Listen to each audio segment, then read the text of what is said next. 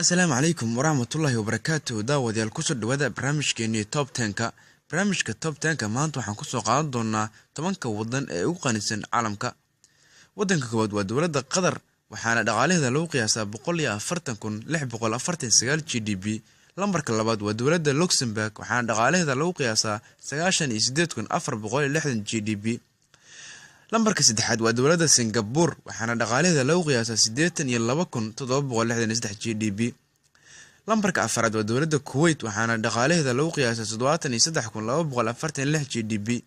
lambarka shanaad waa dawladda Brunei Darussalam, waxaana dhaqaalaheeda lagu qiyaasaa 71,185 GDP.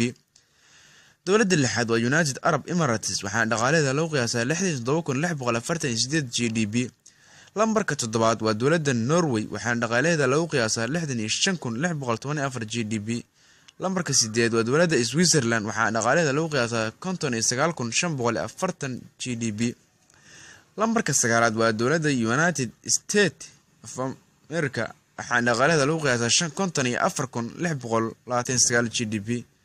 lambarka tobnaad waa dawladda Saudi Arabia, waxaana dhaqaalaheeda lagu qiyaasaa 52,010 GDP. intaas waxaa ku dhan barnaamijkeeni Top 10ka. la soco isbuuca dambe insha Allah.